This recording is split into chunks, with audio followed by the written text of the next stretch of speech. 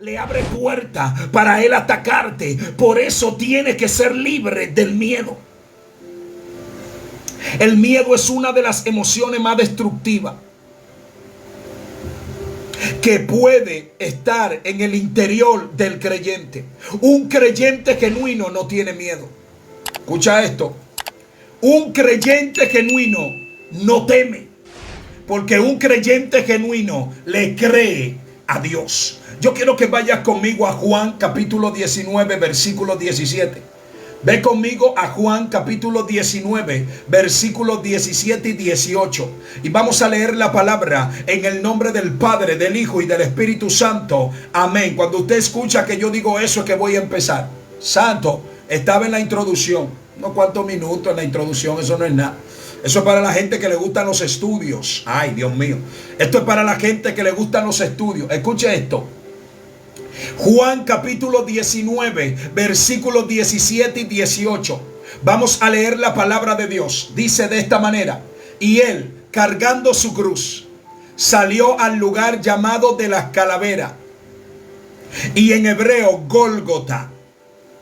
Y allí le crucificaron, y con él a otros dos, uno a cada lado, y Jesús en el medio. Yo quiero que tú entiendas todo lo que te vamos a soltar a esta hora. Todo lo que te vamos a soltar. Es interesante que el Señor fue crucificado en un monte que parece una calavera.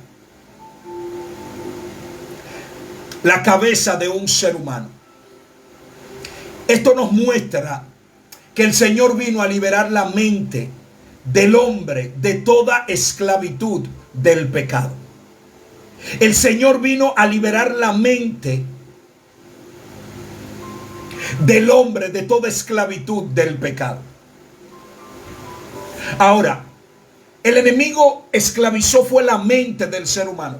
El enemigo no utilizó ni una pistola, ni una espada, ni una bomba. Él no utilizó nada de esto. Él esclavizó al hombre a través de la mente. Ahora, ¿con qué lo esclavizó? Cuando nosotros nos movemos al libro de Génesis, capítulo 3, del 1 al 5. Muévase conmigo. Génesis, capítulo 3, del 1 al 5, para que usted pueda entender. Vamos a leerlo. Génesis, capítulo 3, del 1 al 5. Dice la Biblia: pero la serpiente era astuta más que todos los animales del campo que Jehová Dios había hecho, la cual dijo a la mujer: con que Dios os ha dicho, no coméis de todo árbol del huerto. Ahí empezamos mal. Eso no fue lo que Dios dijo. Y la mujer respondió a la serpiente. Ahí la mujer cayó en la trampa del enemigo. El enemigo tergiversó la verdad de Dios para poder atraer y para poder introducir a la mujer en el diálogo. Porque el enemigo le gusta llevarte a su terreno. Escucha esto. El enemigo le gusta llevarte a su terreno, porque cuando tú estás en el terreno del enemigo, él sabe cómo tú vas a reaccionar. Él sabe por dónde te va a atacar. Él sabe lo que va a hacer contigo. Por eso es que hay gente que no pueden dejar que el enemigo le lleve a su terreno. Esto es una lucha por terreno. Él te va a atacar para llevarte a su terreno, pero tú no te vas a dejar engañar de Satanás. Porque ahora se te está desglosando, se te está enseñando, se te está nutriendo, se te está capacitando para que no te dejes engañar. Escucha esto, Dios está hablando contigo de manera directa. Tú estás conectado ahí conmigo, estoy hablando en vivo ahora. En vivo te estoy desglosando las cosas como son para que podamos entenderla. Él le dice, Dios le dijo que no coman, la mujer le responde. Y la mujer respondió a la serpiente: del fruto de los árboles del huerto podemos comer, pero del fruto del árbol que está en medio del huerto, dijo Dios, oye, pero del fruto del árbol que está en medio del huerto, dijo Dios, no comeréis de él, ni le tocaréis, para que no muráis, para que no se mueran. Entonces la serpiente dijo a la mujer: no moriréis. Está contradiciendo la voz de Dios. Eso es lo que hace Satanás, contradecir la voz de Dios. De esta forma, por eso es que cuando Dios te da una palabra y él tarda en cumplírtela, el enemigo manda a sus emisarios El enemigo manda a sus profetas. Usted sabía que el diablo tiene profetas preparados, profetas en las iglesias, para decir lo contrario a lo que Dios le dijo, para confundir al creyente. Por eso es que el creyente tiene que aprender, el creyente tiene que educarse, el creyente tiene que salir de ese analfabetismo bíblico en el cual el enemigo quiere introducir al hombre y la mujer de Dios. Por eso es que tenemos que aprender a escudriñar las escrituras. En este tiempo hay personas que dicen yo soy maestro, pero todavía no han escudriñado las escrituras y no oran, no buscan de Dios. Son maestros repitiendo lo que otros dicen. Entonces hay personas que siguen este tipo de maestros. Entonces estos maestros no educan al creyente en lo que dice la Biblia, sino en lo que ellos piensan que dice la Biblia. Y esto, aquí no estamos trabajando lo que piensa Juan. Lo que yo pienso no es importante. Aquí es importante lo que piensa Dios. Por eso cuando usted va a estudiar la Biblia, usted no puede ir predispuesto. Usted no puede ir a enseñarle a la Biblia. Usted tiene que dejar que la Biblia le enseñe a usted. Hay gente que estudia la Biblia ya predispuesto. Ellos tienen algo y buscan en la Biblia cómo justificar. Cómo justificar lo que ellos están pensando. Ellos piensan algo y dicen, ok, yo pensé eso, déjame buscarlo a ver si está en la Biblia. Entonces cuando encuentran algo en la Biblia, ellos lo acomodan a lo que ellos pensaron. La Biblia no trabaja así. La Biblia no trabaja de esa forma. La Biblia no tiene mucha forma de verla. No funciona de esa manera. La palabra de Dios es viva y eficaz, y es más cortante que toda espada de dos filos, y penetra hasta partir el alma y el espíritu, las coyunturas y los tuéstanos, y discierne los pensamientos y las intenciones del corazón. Eso es lo que hace la Biblia. Eso es lo que hace la palabra de Dios. Por eso cuando un creyente es educado en lo que dice la Biblia, derriba todo argumento y toda altivez que se quiera levantar contra el conocimiento de Dios, y lleva cautivo todo pensamiento a la obediencia. El que estudia la Biblia no es arrogante. El que estudia la Biblia no es orgulloso. El que estudia la Biblia no se cree superior a los demás. El creerse superior a los demás es una clara evidencia que tú no has entendido el mensaje básico de las escrituras. Entonces hay gente que no se sabe lo básico, pero quieren que tú le enseñes lo complejo. Entonces ellos manejan varias cositas profundas y ya creen que saben más que los demás. Aquel que tiene 20, 25, 30, 50 años aquí leyendo, estudiando la Biblia, viene uno, tiene 2, 3, 4 años y ya cree que sabe más que los demás. Porque encontró un falso profeta que le dijo que al que Dios le tomó 10 años hacer algo, Dios lo va a hacer contigo en 7 meses. Y ellos se creen esa mentira. Ellos se creen esa falacia. Eso contradice completamente el carácter de Dios. ¿O acaso usted mejor que Abraham?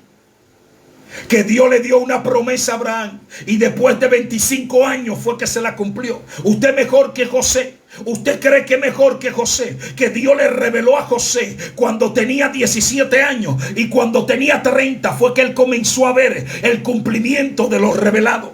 O usted mejor que Moisés, que Dios duró 80 años para llevar a Moisés a dirigir un pueblo. Usted mejor que esos hombres que yo he mencionado. ¿Usted cree que Dios cambió? Pues miren que Dios no ha cambiado, porque la Biblia dice que porque yo Jehová no cambio.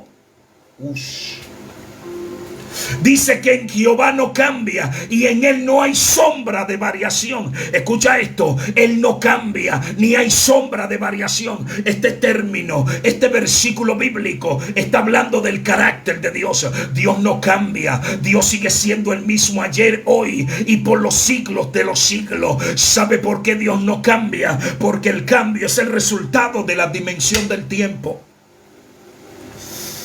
Ahora sí, explícame eso. ¿Cómo así que el cambio es el resultado de las dimensiones del tiempo? Porque cuando una persona cambia es porque no conoce una dimensión del tiempo. Escucha esto, no conoce. Cuando cambia, no conoce. Es una persona que el carácter ha sido transformado. ¿Por qué? Por la cultura, la costumbre y las tradiciones. La cultura, la costumbre y las tradiciones han sido modificadas por el tiempo, por el pasado, por el presente y por el futuro. Entonces, al no conocer el futuro, no sabe lo que va a pasar. Ese es el resultado. Esa ignorancia de esta dimensión del tiempo produce cambio. Por eso el ser humano cambia, pero Dios no cambia. Dios no cambia, no hay forma de hacerlo. Es por eso que nosotros tenemos que aprender. Cuando Dios decide mover la cobertura, es por algo. Aquí la mujer y el hombre fueron esclavizados de manera mental. Primero, se minimizó la palabra de Dios. Segundo, una mentira acerca de la palabra de Dios. Tercero, dudar de la integridad de la palabra de Dios. Cuarto, un argumento fuera de los parámetros bíblicos para que pareciera bíblico, como quiso hacer con Jesús. Quinto, con una ideología, teología o doctrina seductora.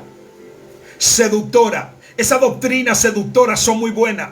La doctrina donde tú vas a enriquecerte. La doctrina donde tú vas a ser superior.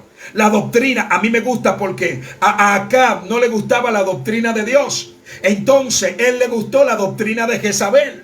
Ahora, ¿cuál era la diferencia entre la doctrina de Dios con Acab y la doctrina de Jezabel? La doctrina de Dios decía: no tendrá dioses ajenos delante de mí. La doctrina de Dios decía que todos nosotros somos iguales. La doctrina de Dios decía que nadie está por encima de Dios. Nadie está por encima de los demás. La doctrina de Dios lleva al ser humano a ser humilde, a ser... Ahora, la doctrina de Jezabel es diferente.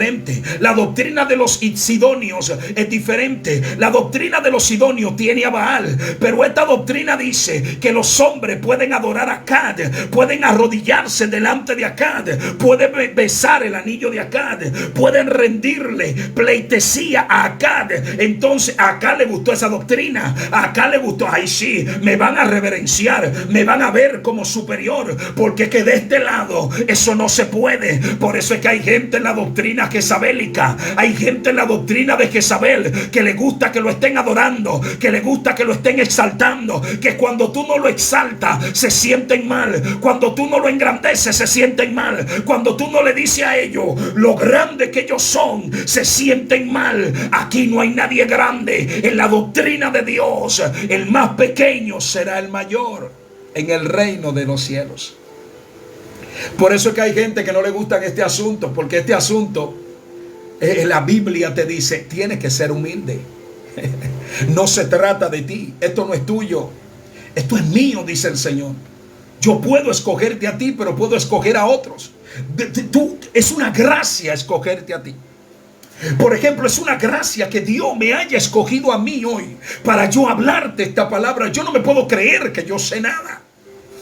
Porque si Dios no me escoge, ¿cómo te hablo? Si Dios no permite que tú estés aquí, ¿cómo te hablo?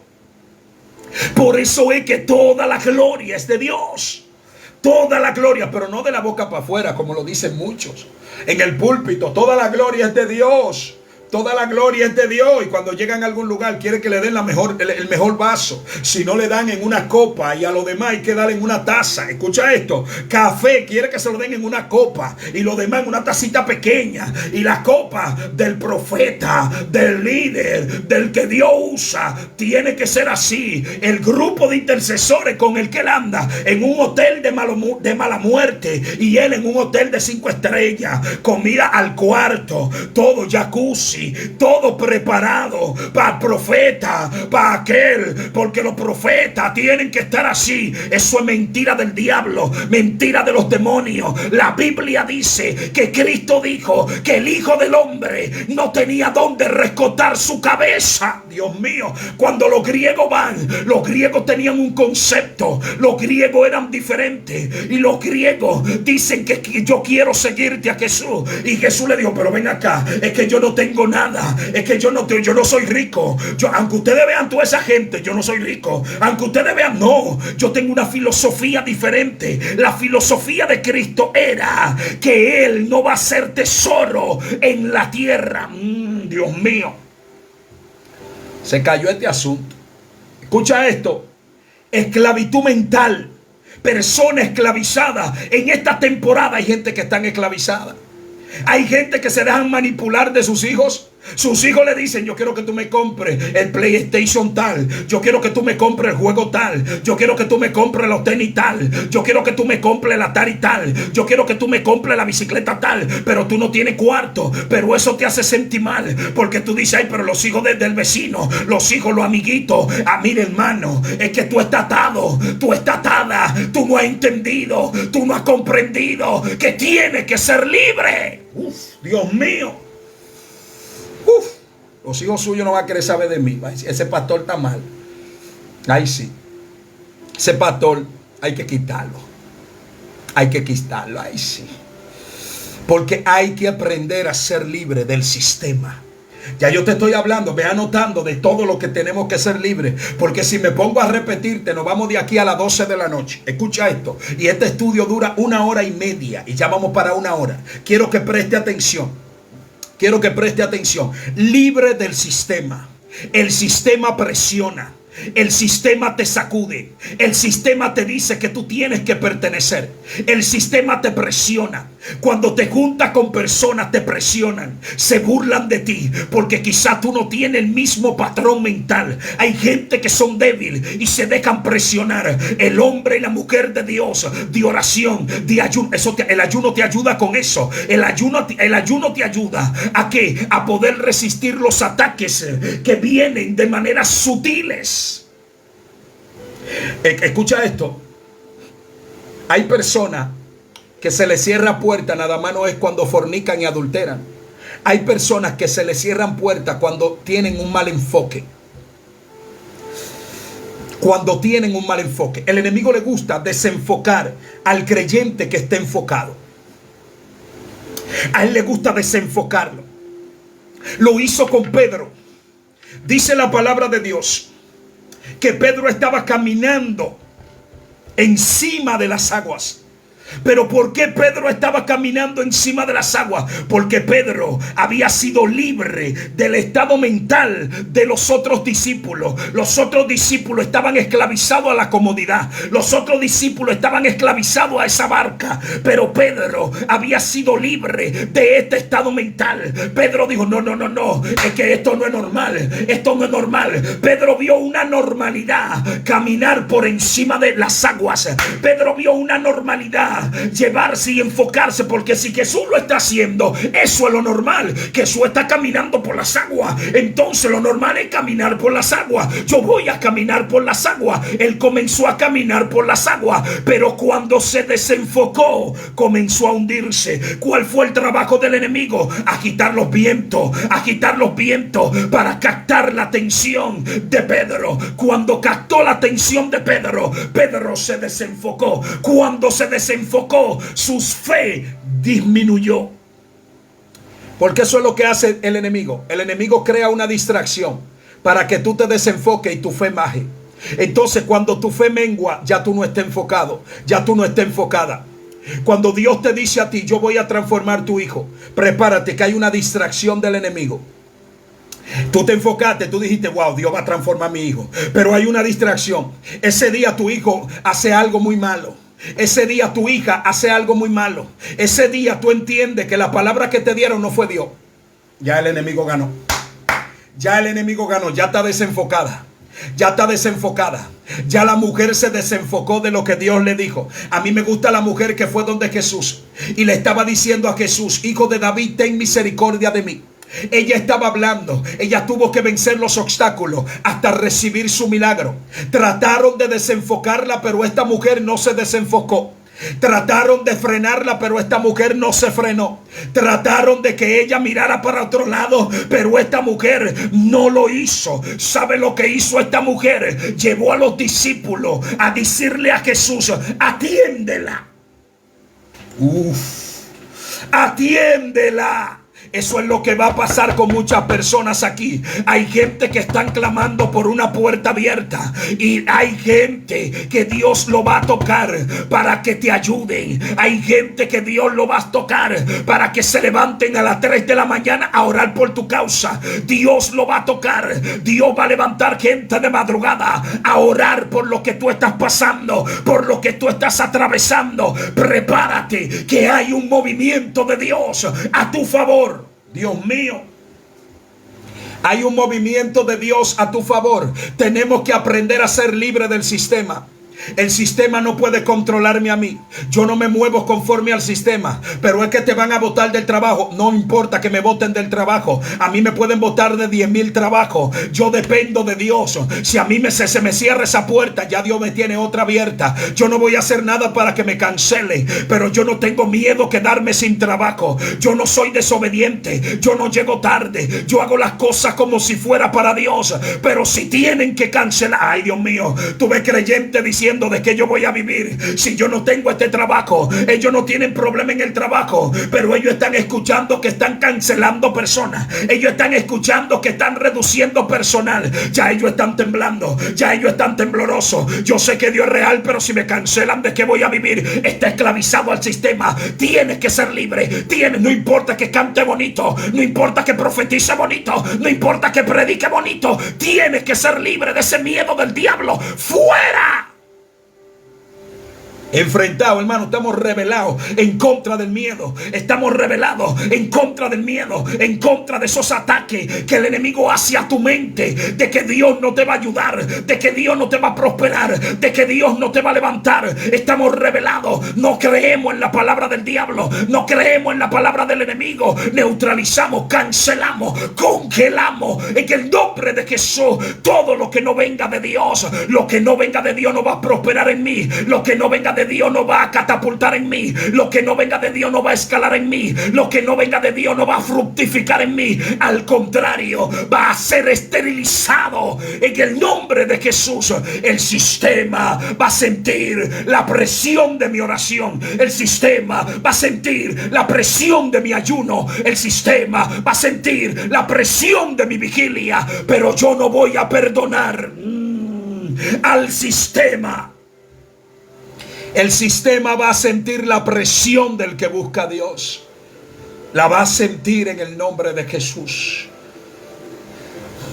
La mente, tenemos que entender que es un campo de batalla. Todo está aquí. Todo está aquí. Los primeros seres humanos fueron vencidos aquí. El enemigo usó estrategia para vencerlo. Usó estrategia. Vamos a leer una palabra que Pablo le habla en 2 de Corintios a la iglesia. 2 de Corintios capítulo 10 versículo 3. Vaya conmigo. 2 de Corintios capítulo 10 versículo 3. Dice la palabra de Dios. Quiero que leas conmigo, por favor. 2 de Corintios capítulo 10 versículo 3. Dice: pues, aunque andamos en la carne, se está refiriendo al cuerpo, no militamos según la carne, se está refiriendo a la naturaleza pecaminosa. Porque las armas de nuestra milicia no son carnales, sino poderosas en Dios para la destrucción de fortalezas. Hay fortalezas mentales que no te están dejando conectar con la presencia de Dios. Hay fortalezas mentales que no te están dejando llegar al nivel que Dios quiere que tú llegues. Hay fortalezas mentales que están sacudiendo todo lo que Dios te ha revelado. Hay fortalezas mentales que te están diciendo que tú no te vas a levantar, que te están diciendo que tú no vas a llegar a tu destino profético. Y escuche cómo dice el apóstol. Quiero que preste atención. Dice: derribando argumentos y toda altivez que se levanta contra el conocimiento de Dios. Escuche, argumentos son pensamientos, conocimientos que el enemigo ha sembrado en tu mente en contra de lo que Dios te dijo, como lo hizo con Eva. Hay una lucha en tu mente. Cuando Dios te da una palabra de bendición, El enemigo quiere que tú abortes esa palabra. Él quiere que esa palabra sea esterilizada. Él va a comenzar a infectar esa palabra. Él va a comenzar a bombardear tu mente para que esa palabra no se cumpla. Él va a comenzar a conectarte a lo natural. Él va a comenzar a conectarte a la lógica, al razonamiento, porque Él quiere que tú entiendas que eso no se va a cumplir. Él quiere que tú bajes la guardia. Él quiere que tú te desenfoques. Él quiere que tú no pienses que Dios lo puede hacer. Hay una palabra en la Biblia que dice que para Dios no hay nada imposible. Al enemigo no le conviene que tú pongas en práctica esta palabra. A él no le conviene que tú te aprendas esta palabra. A él no le conviene que tú manejes esta palabra, porque cuando tú manejas este texto bíblico, él te va a bombardear y tú le vas a decir: diablo, es que a ti se te olvidó que para mi Dios no hay nada imposible. A ti se te olvidó que él dijo que yo no me iba a quedar solo, que yo no me iba a quedar huérfana, que él iba a mandar al Consolador. Cuando tú haces esto, hay un sacudimiento en el escenario. Fortalezas mentales, porque la gente todavía no ha entendido una verdad tan clara que está en la Biblia. Quien conquista su mente, conquista sus pensamientos, su voluntad y aún el intelecto. Cuando tu mente está alineada al propósito de Dios, tus emociones se van a someter, tus sentimientos se van a someter, tus deseos se van a someter. Tu mente no va a hacer lo que bien le parezca, porque tú le estás creyendo a Dios. Dios mío, algo está pasando. Hay personas que están recibiendo algo poderoso ahora. Hay personas que están recibiendo algo poderoso ahora. Ahí donde tú estás, dile: Señor, sigue hablándome. Sigue hablándome. Sigue hablándome. ¿Cómo vencer estos pensamientos? No puedes tener dos pensamientos a la vez. ¿Cómo se puede hacer? Meditando en la palabra. Mire, una persona puede estar en un lugar y su mente puede estar en otro, pero usted no puede tener dos pensamientos a la vez. Por eso usted tiene que ir al Salmo 1. Vaya al Salmo 1 conmigo. Salmo 1 conmigo. Salmo capítulo 1, del 1 al 3. Vamos a leer. Escucha esto. Bienaventurado el varón que no anduvo en consejo de malos, ni estuvo en camino de pecadores, ni en silla de escarnecedores se ha sentado, sino que en la ley de Jehová está su delicia, y en su ley medita de día y de noche. Entonces, mire el resultado. Será como árbol plantado junto a corriente de aguas, que da su fruto en su tiempo. Ay, Dios mío, que da su fruto en su tiempo, y su hoja no cae, y todo lo que hace prosperará. Que da su fruto en su tiempo, y su hoja no cae, y todo lo que hace prosperará. Yo sé que tú quieres llegar a ese nivel.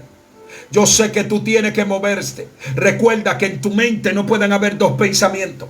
Aprende a meditar en la palabra de Dios. Aprende a desarrollar esto. Aprende a rumiar.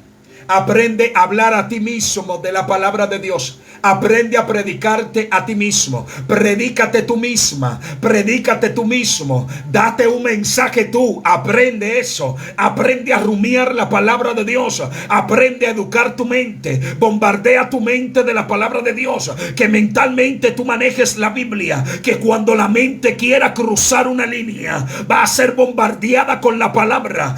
Mira, escucha esto. La Biblia habla llevando cautivo.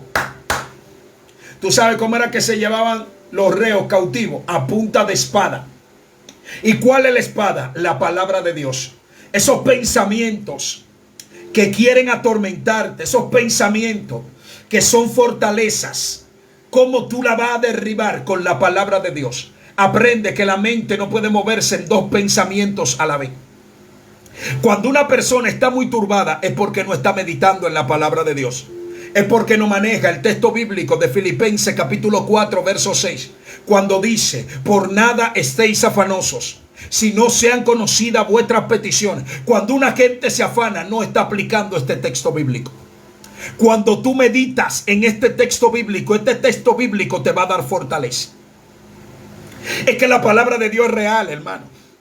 El problema de nosotros los creyentes es que ocupamos nuestra mente en otra cosa. Llenamos nuestra mente de muchas cosas. Y cuando llega el momento de tomar una decisión espiritual, nuestra mente es carnal. Nuestras armas son carnales, no son espirituales. Por eso no podemos destruir fortalezas. Porque cuando nuestra mente es espiritual, porque ha sido alimentada de lo espiritual, las fortalezas se derriban. No podemos borrar un pensamiento, pero sí podemos sustituirlo con otro. Escucha esto. No podemos borrar un pensamiento, pero sí podemos sustituirlo con otro. Mateo capítulo 4 del 1 al 11. Quiero leerlo. Ay, Dios mío. Capítulo 4. Quiero leer eso. Quiero leer eso. Mateo capítulo 4 del 1 al 11. Entonces Jesús fue llevado por el Espíritu al desierto para ser tentado por el diablo. Y después de haber ayunado 40 días y 40 noches tuvo hambre. Y vino a él el tentador y le dijo: si eres hijo de Dios, di que estas piedras se conviertan en pan. Esto fue una palabra que se sembró en la mente de Jesús. A mí me gusta algo, y es que Jesús no reaccionaba por lo que estaba pasando a su alrededor. Y usted me diría: pero eso fue Jesús, pastor. Eso fue el Hijo de Dios. Entonces, ok, fue Jesús. Entonces vamos a leerle otro que no es Jesús. Vamos a leerle a Pablo en 2 de Corintios, entonces, capítulo 4. Vamos a leerle a Pablo cuando dice, Pablo, capítulo 4, versículo 8, que dice: estamos atribulados en todo, mas no angustiados. ¿Qué produce la tribulación? Angustia. ¿Y qué está diciendo Pablo? Yo estoy en tribulación, pero yo no estoy angustiado. Ahora, ¿cómo Pablo desarrolló esta capacidad de poder separarse del entorno, de poder separarse de la angustia, de poder separarse de la situación? Porque Pablo era un hombre libre. Pablo entendió la llave para ser libre. Ay, Dios mío. Y te la da aquí en estos versículos bíblicos. En estos versículos bíblicos te la da. Hay 3 pasos para usted separarse. Escucha esto. Hay 3 pasos para usted separarse de lo externo. 3 pasos fundamentales. Y Pablo se lo da al creyente en 2 de Corintios capítulo 4 versículo 17 y versículo 18. Lo primero dice: ¿por qué esta leve tribulación? Escucha esto. ¿Por qué esta leve tribulación? Pablo habla de la tribulación. Pablo doctrina la tribulación. Pablo le enseña la tribulación. Pablo sienta la tribulación y le dice: tribulación, ven, yo voy a hablar contigo. Y cuando está hablando con ella, le dice: tú sabías algo, que tú eres leve. Tú sabías que tú no eres tan grande. Tú sabías que tú eres pequeña. Tú sabías que hay alguien más grande que tú. Dios mío, ¿qué es lo que está pasando aquí? Hay gente que lo estoy viendo prendido en llama en fuego. Tú sabías que tú no eres lo que tú piensas. Ese es un secreto para separarte de lo externo. Ver la tribulación como más pequeña que al Dios que tú le sirves. Lo que pasa es que para tú ver la tribulación pequeña, tú tienes que hacer lo que hizo aquel padre con el niño. El padre lleva al niño y el niño ve un avión de lejos y dice: ah, papi, pero mire, ese avión sí es pequeño. Pero el padre lleva al niño al aeropuerto y lo para frente al avión y dice: pero este avión es muy grande. Y el padre le dice: lo que pasa es que lo vimos de lejos ahorita, mi hijo, pero ahora estamos cerca. Eso es lo que está pasando. Es que hay gente que están demasiado lejos de Dios y están viendo a un Dios pequeño, están viendo a un Dios insignificante, están viendo a un Dios que no puede, están viendo a un Dios que no lo va a levantar, está viendo a un Dios que no te va a sanar, está viendo a un Dios que no te va a abrir puertas. Dios mío, ¿qué es lo que está pasando? Hasta me estoy dando en la cabeza, porque hay gente que todavía no ha entendido que vas a ver a Dios lejos. ¿Sabe cuándo? Cuando tú vas a ver a Dios pequeño cuando tú estés lejos. Esa es la palabra. Vas a ver a Dios pequeño cuando esté lejos. Entonces, si estás lejos de Dios, estás muy cerca de la tentación, muy cerca de la tribulación, muy cerca de la angustia, muy cerca del problema. Si está muy cerca del problema, si está muy cerca de la enfermedad, está viendo a la enfermedad demasiado grande. El verla grande te está conectando con lo externo. Primer principio, ver la tribulación como Dios la ve, como algo pequeño. Mira esto. La Biblia está llena de todo lo que yo te estoy diciendo. Tú quieres ser libre de lo externo. Aprende esto. Mira, hay una palabra que Dios le dio a Gedeón. Le dijo, mira, tú ves los madianitas, van a ser como un solo hombre. Ay, Dios mío. Van a ser como un solo hombre. Ellos eran 300, pero en la mente de Dios los madianitas nada más eran uno. En la mente natural de Gedeón y del pueblo de Israel, los madianitas eran un pueblo numerosos, pero en la mente de Dios era uno. Porque eso es lo que pasa con el problema, que el problema tú lo estás viendo muy grande, pero Dios lo ve pequeño. Eso es lo que está sucediendo. Aquí el problema no es el problema es la visión que tú tengas del problema. El problema es la visión que tú tengas de tu Dios. Ese es el problema. No hay más problema aquí. Aquí el problema no es lo que te está pasando. El problema es tu percepción de lo que te está pasando. Tú tienes que ser libre de ese estado de ver al problema más grande que como lo ve Dios. Decía Pablo llegó a este nivel espiritual y te está dando la llave. Nunca veas la tribulación como más grande que al Dios que tú le sirves. Dice, esta leve tribulación momentánea, le sigue hablando a la tribulación y le dice, ¿tú crees que tú vas a durar mucho tiempo? Esto es un rato. Cuando le está hablando de un rato, ¿tú sabes lo que le está diciendo? Dios ha permitido que tú vengas porque tú tienes herramientas que me pertenecen. Tú no vas a durar para siempre. Hay creyentes que creen que se van a morir en el desierto. Hay creyentes que creen que van a vivir en el desierto. Hay creyentes que creen que van a mudarse en la crisis y se van a quedar en la crisis. Aprende algo, y es que cuando tú estés en el desierto, estás más cerca de Canaán. Cuando tú estés en el desierto, cuando tú estés mirando esos gigantes, es porque tú estás a paso de un palacio. Cuando tú estés mirando una cárcel, es porque te van a llevar delante del rey. Dios mío, aprende a ver la situación como algo momentáneo. Por eso es que Pablo dice, yo estoy atribulado pero no angustiado. Porque Pablo decía, la tribulación no es para siempre. La tribulación no porta eternidad. Yo porto eternidad. Yo voy a ser eterno. La tribulación no va a ser eterna. Ay, Dios mío. Están pasando cosas poderosas ahora. Hay gente que están recibiendo. Hay gente que están recibiendo, hermano, me quedan 15 minutos. Hay gente que están recibiendo de parte de Dios ahora.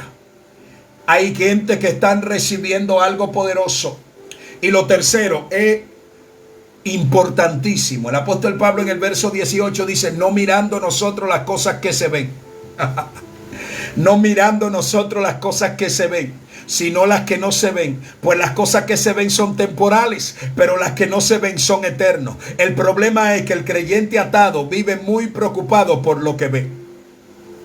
El creyente atado no ejercita su cerebro para ver lo que no se ve. Aprenda a ejercitar su cerebro creyendo en lo que usted no ve. Aprenda a educar su cerebro a que entienda que hay un mundo que no se puede ver pero es real. Aprenda a educar su cerebro que en cualquier momento el cerebro suyo va a ver ángeles al lado suyo. El cerebro suyo va a ver presencia espiritual. El cerebro suyo va a ver manifestación de gloria. Dígale a su mente, dígale a su cerebro, no te sorprenda cuando tú veas lo que va a pasar. Tú no estás loco, tú no estás loca. Lo que pasa es que la batalla está en la mente. El enemigo ha contaminado muchas mentes. El enemigo ha sembrado mucho veneno. El enemigo ha llevado muchos problemas, pero se le acabó el relajo al diablo. Eso fue lo que trató de hacer con Cristo. Cristo no podía sacar la palabra que él sembró. Pero escucha lo que dijo, te di los 3 pasos. Si tú no lo entendiste, dale para atrás el video para que lo atiendas y lo anotes. Escucha esto. Dice, Él respondiendo y dijo: escrito está, no solo de pan vivirá el hombre, sino de toda palabra que sale de la boca de Dios. El enemigo atacó a Jesús y Jesús dijo: déjame llamar líder, déjame llamar pastor, ay sí, déjame llamar profeta para ver lo que me está diciendo, déjame llamar fulano. Cristo no hizo eso. Cristo lo enfrentó con la palabra. El enemigo no tenía una Biblia en la mano, pero Cristo tampoco tenía una Biblia en la mano. ¿Sabe por qué? Porque es en la mente que está la batalla. Es que aquí es que se va a pelear todo. Quizá tú no puedas sacar un pensamiento, pero puedes sustituirlo por otro. Puede darle la prioridad a otro. Aquí, cuando tú tienes en una computadora dos reproductores y tú tienes un archivo de música, la computadora te pregunta cuál usted quiere que sea el predeterminado. El predeterminado es el primero, porque ambos hacen lo mismo. ¿Cuál usted quiere que sea el que arranque? Cuando usted tenga música, arranque solo. Entonces usted selecciona al predeterminado, a aquel que va primero. Así pasa con tu mente. El pensamiento que esté predeterminado es el que va a tomar el control. Aprenda a sustituir los pensamientos tóxicos que el enemigo ha sembrado en el diario vivir con la palabra. Usted no puede acostarse sin estudiar la Biblia. Usted no puede acostarse sin leer un salmo, sin leer proverbios. Usted no puede acostarse sin escuchar la voz de Dios a través de la palabra.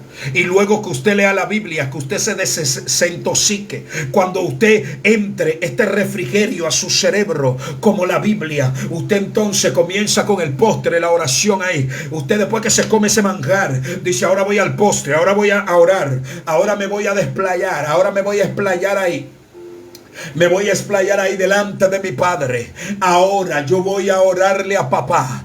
Ahora yo voy a hablar con papá. Ahora yo voy a derramarme delante de papá. De esta manera usted va a comenzar a conectarse con algo superior a usted. Y cuando usted se duerma, que quiera venir al enemigo a esperar resultados, va a ver que todo lo que él sembró en usted, él no puede tener acceso, porque usted está dirigiendo su mente con la palabra de Dios. El problema es cuando nosotros no logramos sustituir lo que el enemigo sembró en nosotros. Es que no vamos a poder resistirlo. Es decir, no rendirse. Entonces él huirá de ti. La Biblia dice: resistid al diablo y huirá de vosotros. Lea eso en Santiago capítulo 4 verso 7. En Efesios capítulo 6 capítulo 6 del 10 al 18 nos habla a nosotros de toda la armadura de Dios. Léalo. Toda la armadura de Dios empieza a través de la mente. Toda. Si comparamos la mente humana con una computadora, podríamos decir que esta computadora de hardware y software, cerebro es el hardware, y este es hecho por Dios, que a veces viene defectuoso por el pecado. Pensamiento es el software, es el programa que solo Dios puede programar, y su palabra es un excelente antivirus. Entienda eso. Su palabra es un excelente antivirus. Usted sabe lo que hacen los virus en la computadora. No permite que los códigos puedan conectarse de manera correcta. Los virus entonces no permiten el funcionamiento óptimo de una computadora. Una computadora con virus se pone lenta. Un celular con virus es lento. Cualquier software que tenga virus se ralentiza, se pone lento, no cumple con las funciones para lo cual ha sido diseñado. Por eso tiene que buscar un programador, tiene que buscar una persona que sepa del software, que sepa del programa, para que lo limpie, para que saque todo virus. Y la mejor sacando virus de tu mente es la palabra de Dios. Es la palabra de Dios.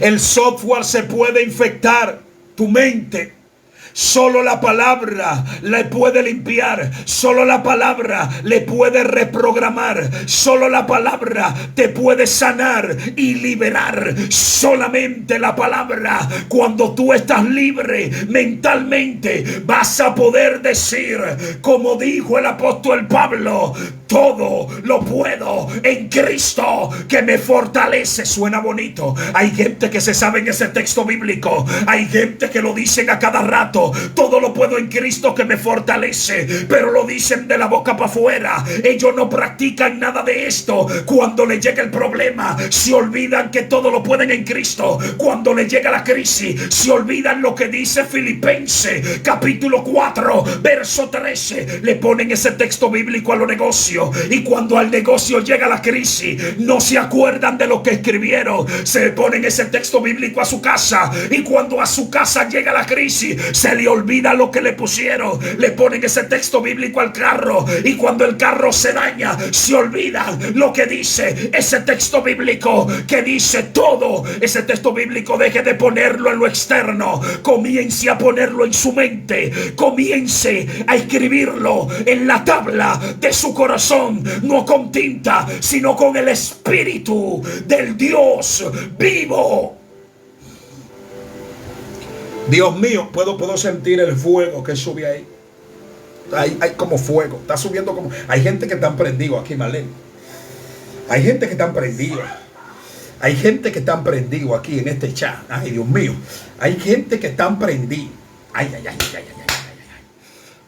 Dios mío, siento la gloria. Siento la gloria. Me quedan 6 minutos. A manera de conclusión, vamos a leer Mateo 27 al 31. Vaya conmigo. Mateo, ay Dios mío, Mateo capítulo 27, del 27 al 31. Vamos a leer la palabra. Escuche cómo dice esto. Esto sí es verdad que es un fuego. Dice la Biblia: